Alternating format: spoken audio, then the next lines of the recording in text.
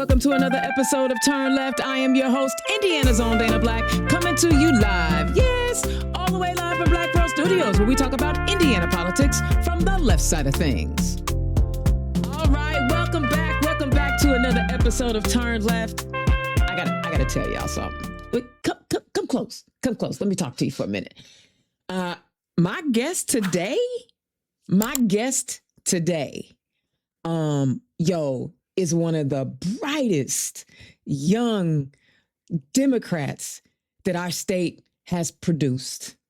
I am super duper crazy excited to have on the show. I'm not even gonna waste no time.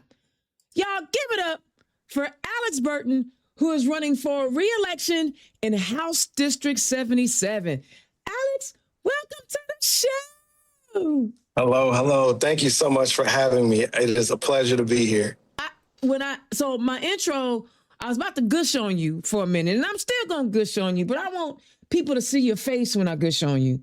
You know, I met you when I first ran for office 11 years ago, and you were already light years ahead of where I was. And I was like, dang, I'm starting behind the 8 ball. Oh my God, But I, as the old lady, even though I'm the old lady, watching you grow, watching you become a city councilor, and then watching you go to the state house, I have never been more proud of watching someone do it the right way.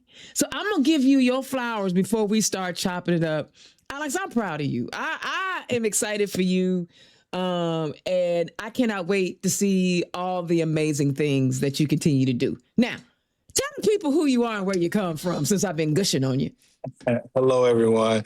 My name is Alex Burton. I'm from Evansville, Indiana. I'm born and raised, and I have the pleasure of serving District 77, which is most of Vanderburgh County, the southern part of Vanderburgh County, closest to Kentucky, representing my community in the state house. Then just finished my first term, and it's been a true learning experience. Yeah, I mentioned that you were on the city council. How have some of the skills that you learned that you were on city council transferred to the state house, or did they? Yeah, so it's been interesting. Going from the city council that was majority Democrat to then going to the state legislature, which is majority Republican now, is truly it was a shift for me, but it also just really reinforced my commitment to working across the aisle with Republicans, both on city council, but then now in the state house, and on the state house having to lean in just my people skills in order to get things done and share a different perspective that wouldn't normally be thought or accepted by the current majority. And so at the end of the day, it's still people and solving problems for the people who need government to work on their behalf the most. And that really is where I can really dig in and try to solve problems is on that same notion is whether it was on city council trying to make sure that our streetlights were working properly, or in the state house making sure that our energy bills were more manageable. It's solving problems, and that's really where I've tried to really draw my line in the sand and work with anybody to get goals accomplished. I love that. So what was it in you as you were growing up that made you want to be in public service like this? Because you've been doing this for a long time, bruh, and you're still a baby. Like, I don't mean no disrespect. You're still a young man. No, it's been interesting. I think there were several things in my life that really brought me to this point. One, my mom is incredibly active in the Evansville community. So that was always with me. And then growing up, I spent a lot of time with my great uncle who lived in the Detroit area, was the principal of a Catholic high school, did some innovative things in that space. And then from there, he was actually one of Al Gore's education advisors when he ran for president in 2000. And so I've always been near or in the area of political influence. And so, but then also really going to school and seeing needs and seeing really a lack of investment, like just throughout. It really sparked my interest.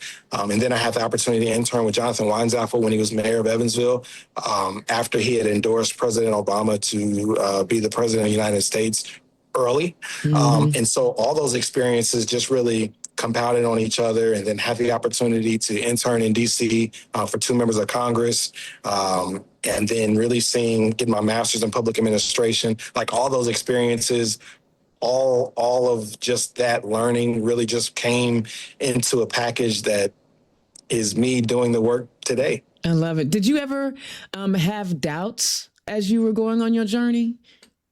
No, because I never saw myself running for public office. Really? Just to be completely honest, no, I wanted to be behind the scenes, like policy, way in the weeds. Like that was my thing.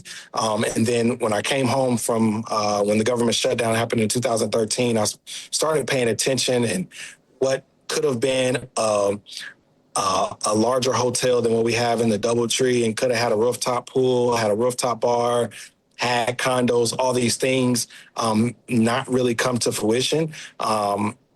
And it really showed me that there was this element to Evansville where people just settled. I really started paying attention and getting active, and it's why I ran for city council in 2015 and lost by 1,400 votes. But it taught me a lot, stayed engaged, worked with the Young Democrats. I was on the leadership there and stayed engaged, and then ran for city council and was able to win. And then now in the State House, it's all those experiences really just compiled together. And it's really, again, the goal is to solve problems for people who need government to work for them. And that's what I've been focused in on doing. I love it. So what are some of the things that I hear from our young people, and you're, like I said, you are still young enough to remember being in the Young Democrats, but also now older, and you can kind of have some hindsight. A lot of things that I hear from our young people is like, we're not making space for them. I know that there are some old heads that don't know how to move out the way. I get that. But offer some advice to young people when they feel like folks are not making space. Because I don't feel like you got to wait for nobody to make space. But you tell me. Right. I think it's important to define what making space is. It's one thing to have an idea, but if you go to a meeting, have the idea, and no one agrees with you, and then you don't go back to any more meetings, then did you really have the idea? It's a lot of grunt work, and it's actually doing the work. That's really what it's about, right? I think with time now, young people are incredibly ambitious, which there's nothing wrong with that, but it's important to have substance, and it's important to have positions that go beyond having a title, and it's important to do the work when there's not a title around, because that's what gives you the oomph, the motivation to continue and to work through, right? And it's never about having somebody give you the opportunity. Make it impossible for you to be turned away, right? Keep showing up to the meetings, keep doing the work. If people disagree with the stance or the position that you take, well, okay, bring more people to the table that align with you. That's how things get done. But just going to a meeting and not getting your way and taking your ball and going home, that doesn't help anybody. And so we have to be just cognizant of that and really just keep working at it. Things don't happen overnight. You're not going to always get your way. There's plenty of things I could complain about, but complaining is not going to happen, and that doesn't move the needle for anybody in need of government, in need of the work of government to be effective on their behalf. I love it. I love it. That is great advice. Y'all listen to him. He's still young. Don't listen to the gray hair over here. Y'all, these young folks are leading, not just wanting to lead, they are leading.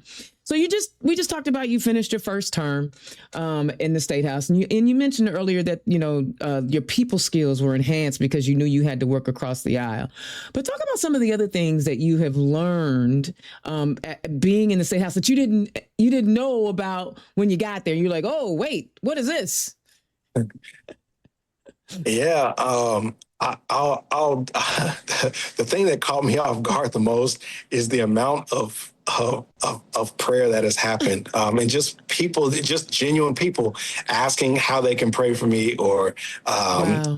what, like that was the craziest, like level setting reality that happened in the state house. And so I use that as the common denominator to solve the problems. We may not see eye to eye in how child welfare is delivered in the state, but at least hear my experiences and why people in my community are frustrated with CPS, or excuse me, with DCS, and how that agency has torn apart families, right? Like, now that is my level set. Or if it comes to housing, giving firsthand encounters of me as a city councilor, putting my hand through a window and that not being illegal, giving those firsthand accounts, that holds weight. And I've tried very hard not to lean into Democrat versus Republican, right versus wrong, or conservative versus liberal. It's about solving the problem for people who need, again, government to work on their behalf. And that's really just kind of the nature of the foundation. One of the things comes to mind, additional to the DCS, is our energy costs. Energy bills in Evansville and our area in Southwest Indiana have been the highest in the state for more than a decade. But now the rest of the state is now coming up to the conversation and having those experiences and fears and realities. And though I can empathize with the rest of the state, I'm also very cognizant that Southwest Indiana is very frustrated with energy costs and the fact that just we're overburdened, and trying to get that perspective done. And again, in a super majority Republican legislature, it was incredibly difficult and challenging. I had to think about my approach and how to get my voice heard, especially coming in as a freshman legislator, right? I had no idea that my voice would even be heard. But, you fast forward to the 2026 session, I was a co-author on an energy bill that House Enrolled Act 1002, which is going to change the way energy costs are distributed to ratepayers. Like, that's kind of unheard of for a freshman on the opposite. A freshman in the superminority is on a key piece of legislation, the number 2 most important legislation out of the House. That doesn't happen overnight, and it certainly didn't. But again, it comes back to trying to solve problems for people, and that's really what I'm rooted in doing. I don't like the game of politics, but I understand that it has to be done in order to get to an end, and the goal is to impact Hoosiers as best I can. See, I'm talking to you now, and I'm realizing why I will never be an elected official, because you're nice. I think about you. You mentioned this energy bill that you were able to be a co-author on to change how rates are distributed, but they also just passed policies that said that it is okay to give ratepayers over 16% increase in rates. Tell us how you're able to square that, right? Because you're doing the best you can to solve the problem, but they're compounding the problem by allowing these rates to go. How are you able to square that as you're building these relationships? Yeah. So, I mean, it comes down to energy strategy and how the state is wanting to enact policy. I don't agree with everything that's happening in the space, but it's the strategy, and there's absolutely nothing I can do to change it. I could take my ball and go home, but that doesn't help anybody. I have to continue having the conversations, and, in an odd change of events, the governor is saying that, things need to change. We need to put caps on rates. We need to really keep affordability top of mind. And so he's changed chairmans, which is, we'll see what happens with that. With now that there's a new chairman of the IURC, a new member is going to be added. So we'll see if that is a pro-consumer or a pro-industry pick. Things are changing.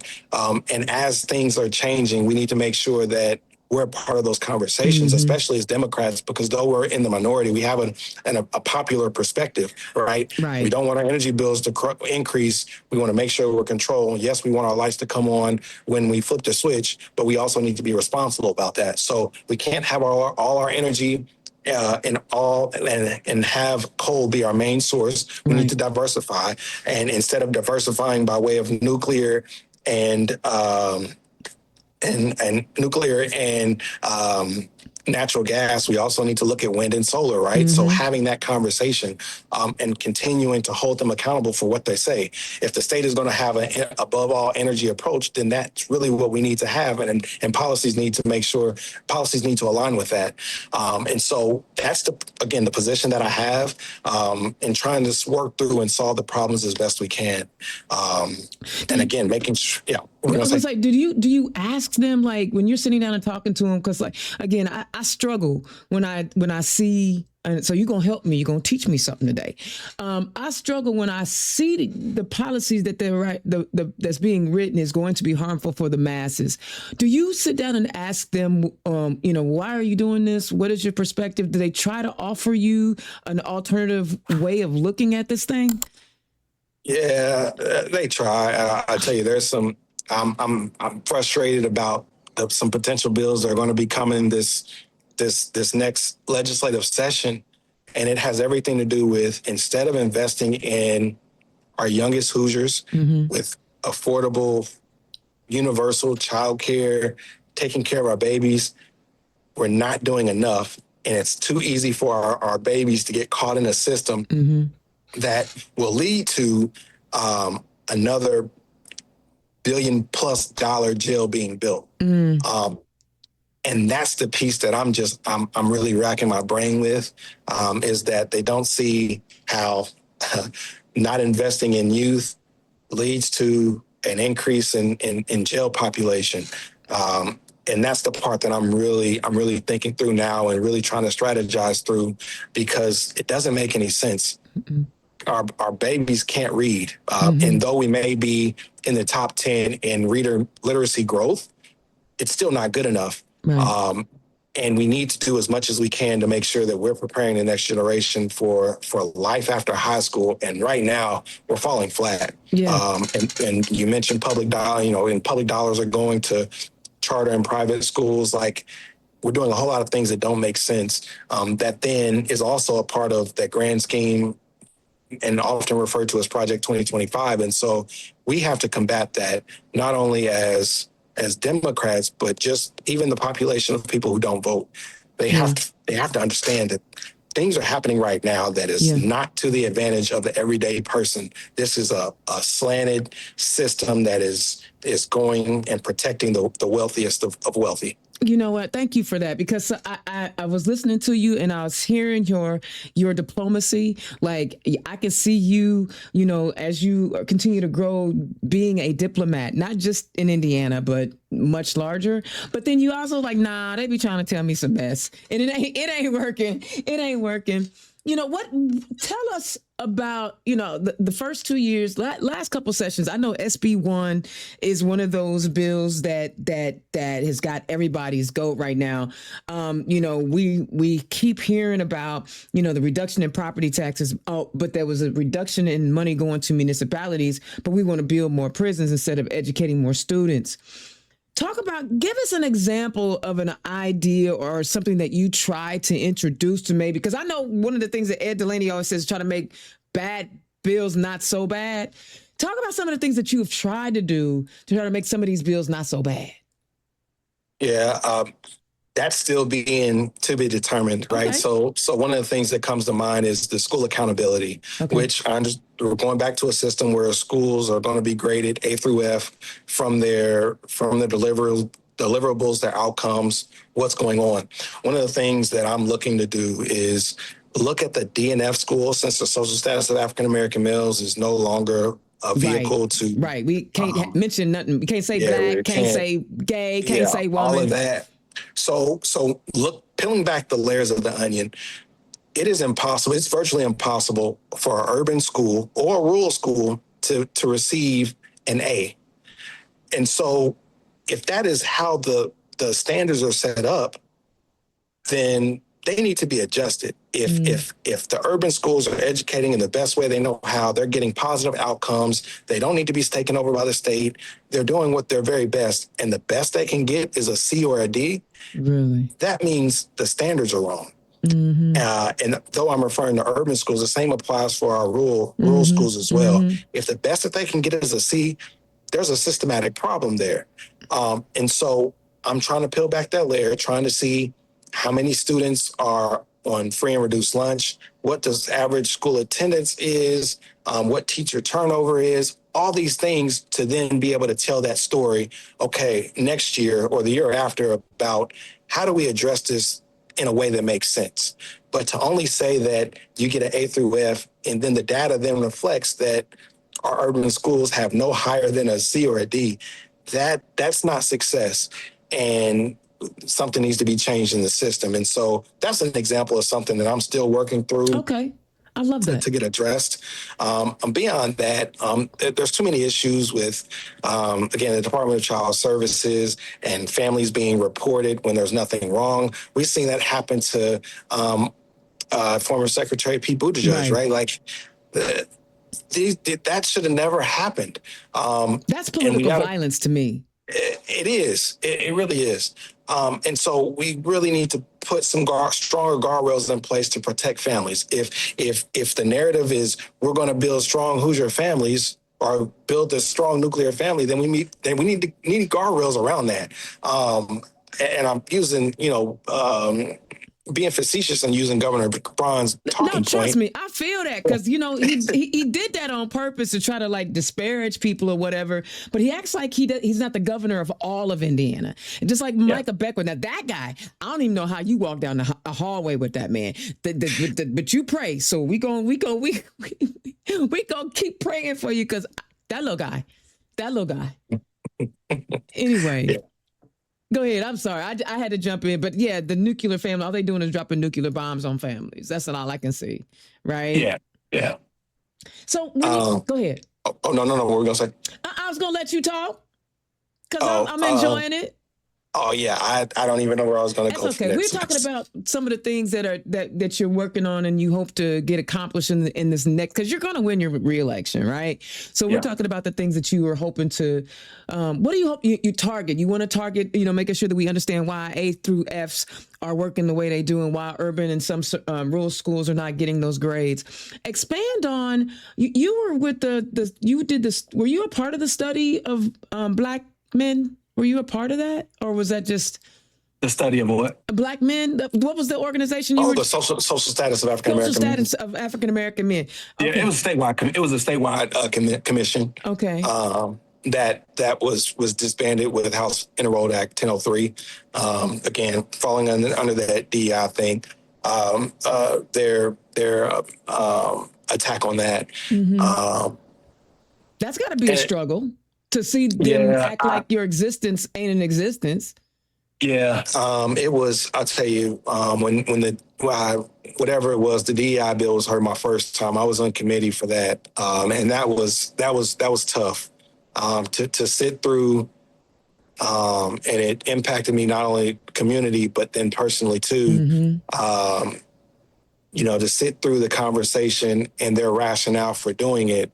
But then have no data, have no real direction in what they wanted to, get from that. And then say what merit, whatever the other acronym they created from that. Like at the end of the day, it was what it was, right? It was a very intentional, targeted approach that didn't do.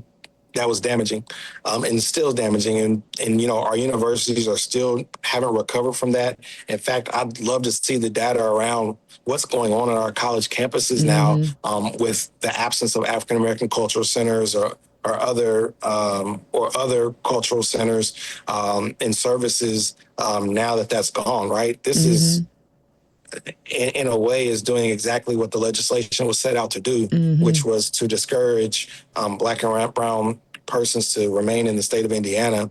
How did you get through that? How did you get through that? It was rough. It was rough. But I knew the numbers were. They had the numbers, right? There was supermajority. There was nothing we could do to stop that. But then going back to the present, hopefully now we can gain some seats and stop a lot of the madness and keep the focus on issues at hand. I mentioned healthcare, education, child welfare. These are issues that can get done and accomplished in a non-polarizing way that I think the public deserves, right? There's a lot of issues happening within the state, and not acting on the most important issues to then play into extremism is not the way, is not the best way forward. Yeah. So one of the words that I've been hearing from a lot of candidates, and you haven't actually said it, and I find it interesting, the term affordability. Right. That's one of the buzzwords our candidates are using right now. So, and because you haven't actually said it, I'm curious to know how that term strikes you, and how do you see what it means to address affordability? Yeah. Well, three things come to mind. Energy, of course, energy costs. There has to be a better way. I'm actually going to present some legislation that actually failed as an amendment on the floor by like 3 or 4 votes on the Senate. So I'm excited to bring that back forward. Hopefully I can get it across the finish line to really address the transparency piece. If ratepayers knew how to make their bills go down, they would do it. Right. If that means controlling usage, if that means unplugging a wall charger, they would do it. If that meant saving money on their bill. However, right now, there is no mechanism for people to know how to do that. So that's what one piece of legislation I'm going to address is to do that. So that's energy. The other thing looking at is in the child welfare space. Again, we have to do something about daycare costs. Like, people are paying thousands of dollars a month in order for their child to attend daycare. So they can go to work. So they can go to work. That's best case scenario. Others are keeping kids at home with family members and others in the community who are watching the kids and has Miss Rachel playing all day. Nothing against Miss Rachel. My sons absolutely love her, but that's not best case scenario when it comes to caring for our youngest Hoosiers. And child development, like that you're not, we need more to develop these children so that they don't get left behind. Okay, I'm gonna stop talking. Yes. So that's two. And then the third point, the third thing that I'm really looking at and really trying to get into solving some issues is the healthcare space. The more and more I have conversations with, the more I see a Medicare for all, especially for those 65 and older, happening, right? And then, you look at our state talking about Medicaid, and they put all these rules and work requirements on, but it stems from private insurance being unaffordable. Right. So trying to find some common ground there and some reasonable solutions as it relates to promoting private insurance, but then also putting some air in the tire and fixing the system in which it exists, right? We know that heart disease, diabetes, hypertension, Alzheimer's, these are all like common medical situations, medical ailments happening in the state of Indiana, yet there is no collective plan to cap those medication prices. And someone getting served in Evansville is charged a different rate than someone getting charged in Indianapolis or Gary for the exact same thing. And so there is a way to come about be reasonable about this here, right? Like there are some things that we don't necessarily have to get to Medicare for all tomorrow to make our health system better. However, there are some other things that we should be able to implement that are just a best practice and is common good. Yeah.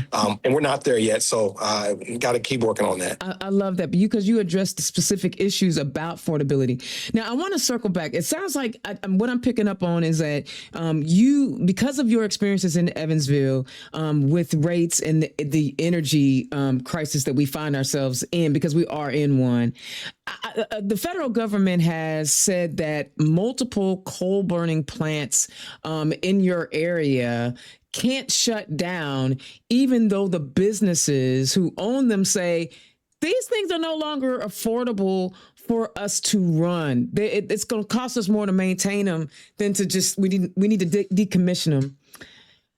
How have you tried? How have you tried to work with these? Because we've seen how these organizations have not done well by ratepayers, but here's a situation where they're being mistreated.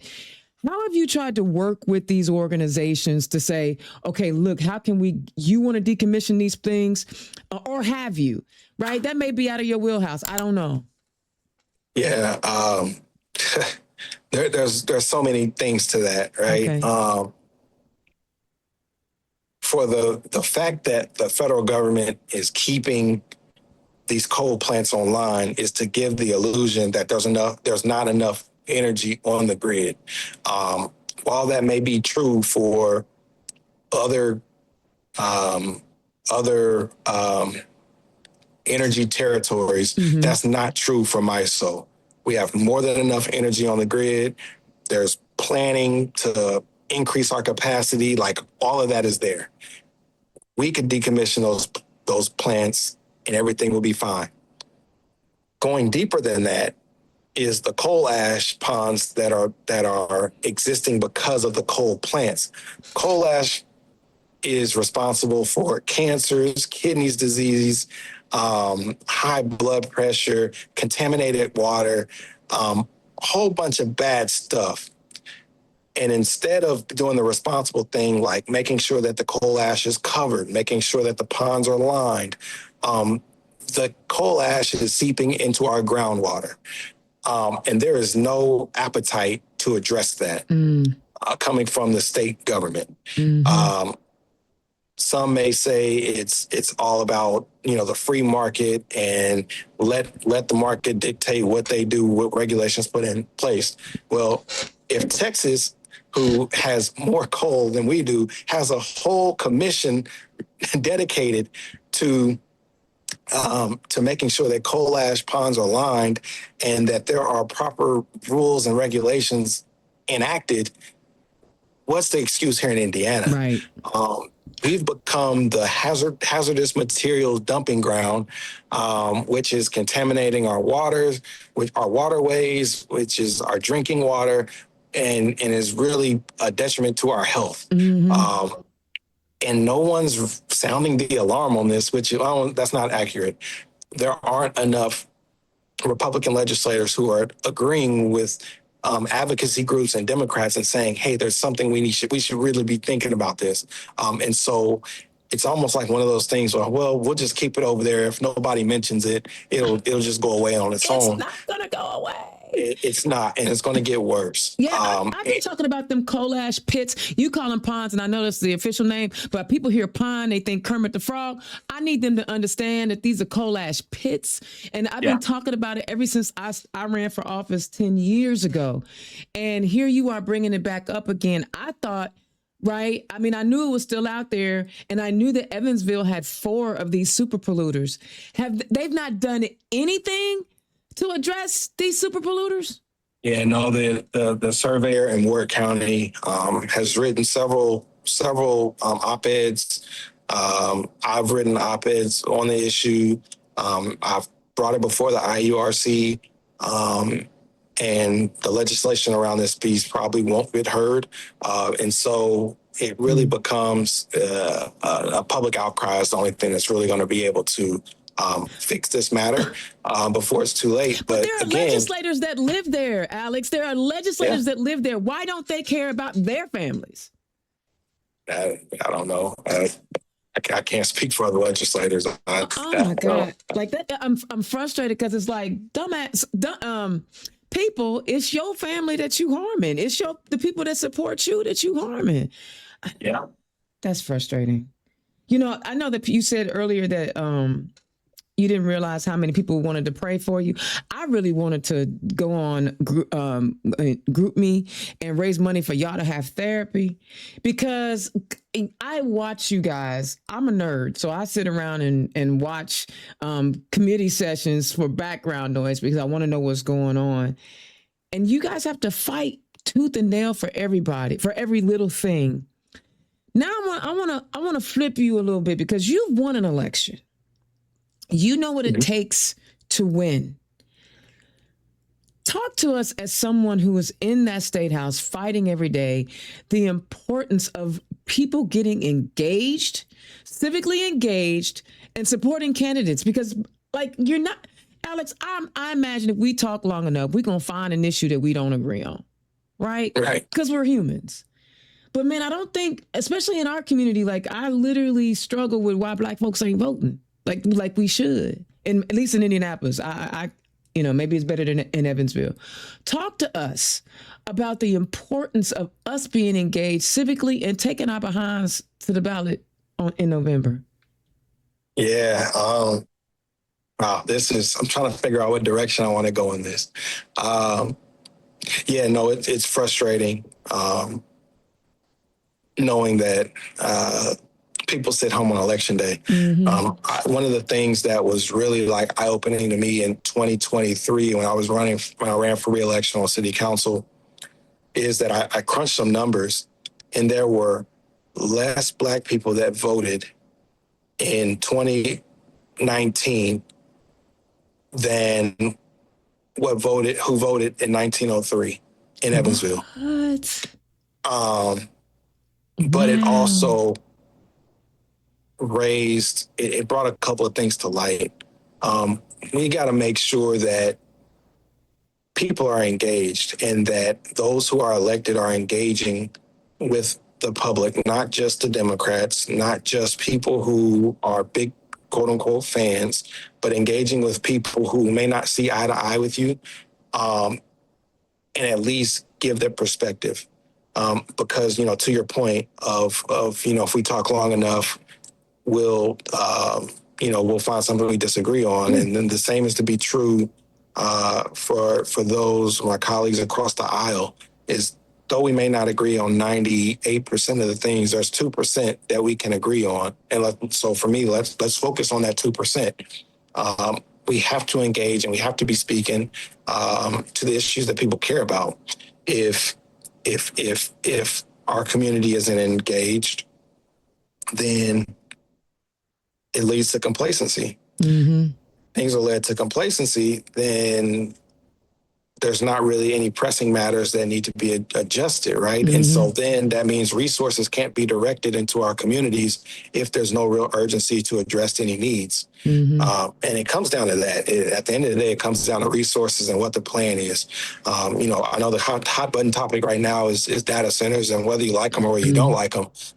If communities don't have a plan or a strategy for how our neighborhoods and communities are going to be economically viable, somebody's going to find a solution. Mm-hmm. And sometimes those solutions don't necessarily agree with the community, whether that's data centers, whether that's gentrification, whether that's anything. It all comes down to the will of the community. And to not engage means you're forfeiting your right to the will of the community. You said that, and you mentioned them data centers, and what was hard for me here in Indianapolis is that there's a data center coming in my council district, and my Democratic counselor was like, is happy about it. And it's frustrating because it's like, okay, we'll just find you we'll find somebody to primary you. That's okay. Because that's the one thing that I know I can do. I may not be able to stop what's happening, but you did not listen to our community. And literally, me, I stay neutral typically, but now we talking about my community where I'm directly impacted, right? So now I'm not Dana Black, Indiana Zone, or Act Blue. I am, Dana who lives in the community, and we told you we didn't want this. So guess what? We're gonna find an opponent for you. And I think that's one of the things that people need to understand is like our power is in our ability to change out the people who represent us if they are not doing what we need them to be doing. Mm-hmm. And I applaud you, Alex, because, you see the issues, what's happening in your community. You knew what was happening in your community before you went to the State House because you were a counselor, right? They say all politics are local, and you're still fighting every day, even when it is detrimental to your own mental health. So I thank you for your service and everything that you're doing for our state and your community of Evansville. Was there something that you wanted to share? Is there something you want to share with our listeners that I didn't ask you about? Yeah, no, I'm finished first term. I was able to get multiple amendments added, utilities legislation amendment, vaping, amendment to stop the advertisement within 1,000 feet of a school. Love that. What else? was able to get a bill done, strengthen the ombudsman language as it relates to DCS to make sure that there's families know that there's an advocate for them within DCS that they can reach out to. That's and a yeah, lot. That's a lot for a first term. It's been. I mean, it's been a good first term. I was able to become a ranking member on natural resources as a first term member of the legislature. So You drinking from a grinded. fire hose, but again, trying to best contribute to the caucus. Again, to make sure that we're really touching on the needs of and wants, desires of people, and not just Democrats, just an alternative to what we're getting in the legislature that seems to be very pro-business and anti-Hoosier family. Yeah. So last question I'm going to ask you. When who was the elected official in the state house that became your mentor? Not necessarily formally, but someone that, you leaned on or offered advice. Who was that person for you? Greg Porter. Okay. That's my house rep. Yeah. He was so I actually met him when I was interning in DC. At the time, he was the president of NBCL. Okay. And so, if I got a question, I'm going to him. Yeah. He's been around the state house for a while. He's an institution. Yeah. And I lean on that. I love just guidance, direction from people. And then my predecessor as well, who's now Judge Hatfield, but Representative Hatfield was, he understood the dynamics at play. And he's certainly somebody I leaned on to as well. I love that. I'm glad that it was Greg Porter because, see, he's my guy. And I remember when I moved over here, there were some concerns that I was moving in the district to compete. And I told everybody, Greg Porter is on Ways and Means. Why would I try to primary somebody that is sitting on Ways and Means? Are y'all nuts? So I can be on the agriculture or some crazy man. Like, no. Greg Porter is my guy.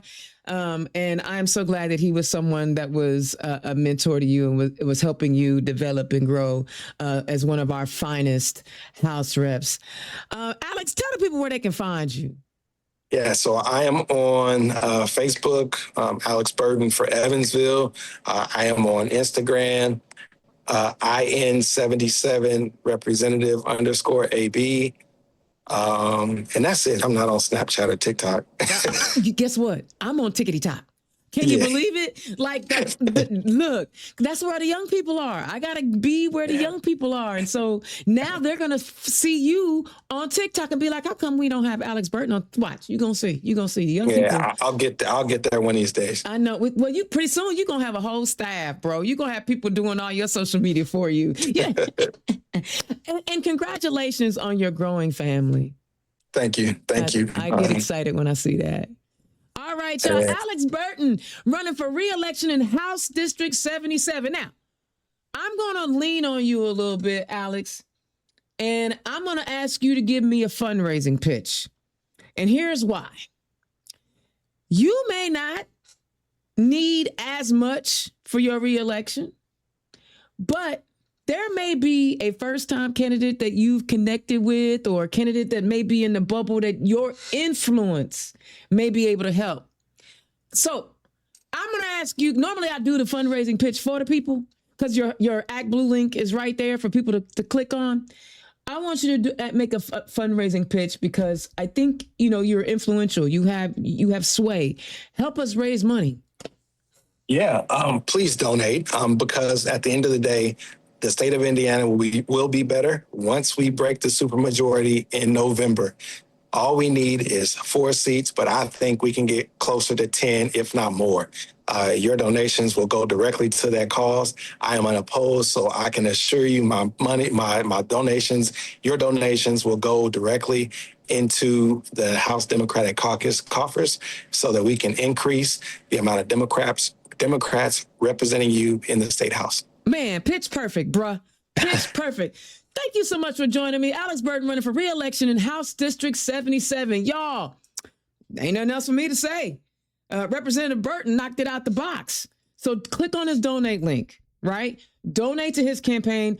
trust, know, and believe. His influence goes a long way. If there's a candidate or caucus that he feels like he needs to support, if you give him money, you like what he's talking about, donate to him.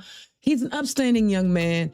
I have all the faith in the world that one day he'll be whatever he decides he wants to be. Right now, he's concerned about energy costs down in Evansville and what's happening to the health care of folks who are living near those coal ash pits. But in the meantime, click his donate link. Right? I am so excited for him. Y'all, Indiana's own Dana Black, thank you so much for tuning in. I will holler at you next time. Peace. Turn Left is the property of Black Pearl IT Solutions, executive producer, Indiana's own Dana Black. Music by Dorianin 22 from Pixabay.